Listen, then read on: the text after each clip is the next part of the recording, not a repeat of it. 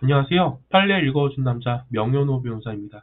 오늘은 서울중앙지방법원 2022노 651 사건 판결문을 읽어드리고자 합니다. 이 사건은 1심 판결문은 아니고요. 항소심에서 제가 담당한 사건입니다.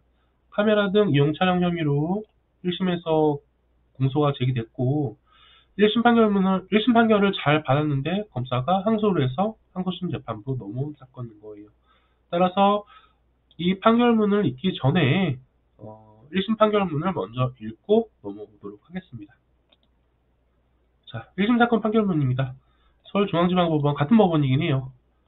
서울중앙지방법원 2021 고단 7097 사건입니다. 카메라 이용 촬영이고요. 사건명은 사건의 개요에 대해서 먼저 확인할 수 있도록 하겠습니다. 자, 피고인은 2021년 4월 18일경 서울 종로구 불상의 장소에서 2층 복도를 걷고 있던 피해자 이지연의 치마 속 신체를 동영상 촬영했다라는 거죠. 이것 외에 여자가 발견되었는데요. 별지 범죄 일환표 기재와 같이 2019년 9월 11일부터 2021년 4월 18일까지 30회에 걸쳐서 여성 피해자 30명의 신체를 몰래 동영상 촬영 또는 사진 촬영하였다라는 거예요. 이제 이것 때문에 1심에서 검사가 공소를 제기한 것이고요.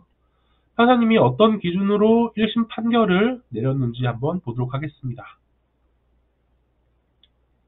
자, 여기 보면 양형의 이유라고 되어 있습니다. 판사님은 일단 피고인에 대한 불리한 요소로 이 사건 범행의 방법과 내용, 횟수를 언급하고 있어요. 기간도 포함되어 있네요. 긴 기간 동안 약 30회에 걸쳐서 여성분들의 신체를 촬영했다는 것은 비난받아 마땅하고 죄질이 나쁘다라는 거죠. 다만 볼까요?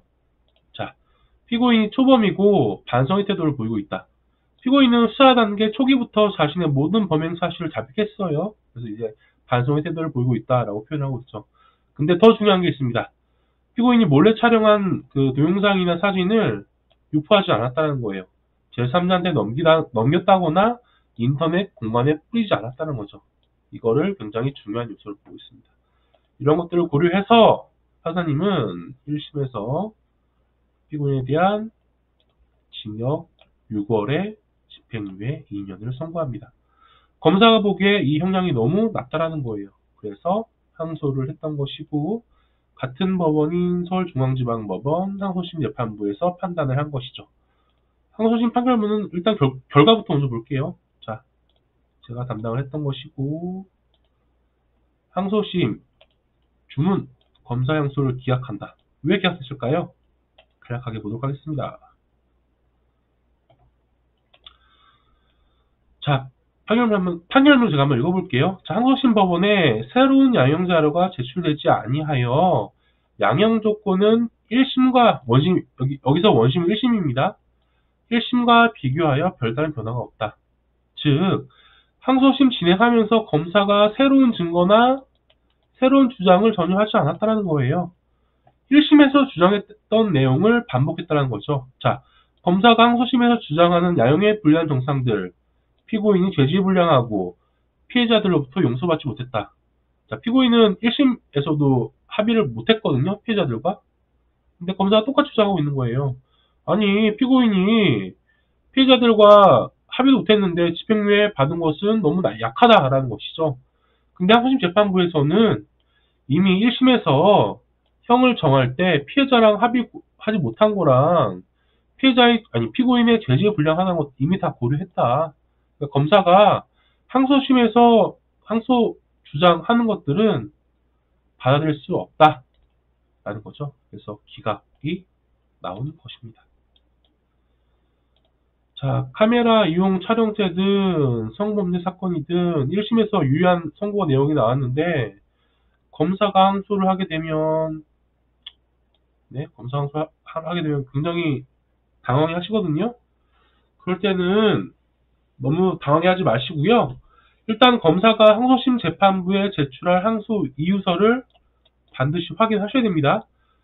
그 항소 이유서에서는 검사가 항소심에서 새롭게 주장할 증거가 기재되어 있다거나요. 새로운 주장 내용이 기재가 되어 있을 수 있어요. 그래서 반드시 변호인과 확인하셔서 항소심을 어떻게 대응해야 할지 계획을 하셔야 됩니다. 준비를 하셔야 됩니다. 두 번째로는요, 1심 형사 기록 일체를 분석하셔가지고요, 1심 공판 진행할 당시에 이제 피고인분에게 유리할 수 있는 사실관계 내지는 정황을 충분히 1심에서 피력하였는지 확인을 하셔야 됩니다. 1심에서 그런 것들을 주장하지 않았다고 한다면 항소심에서 준비하는 거예요. 주장하는 거예요.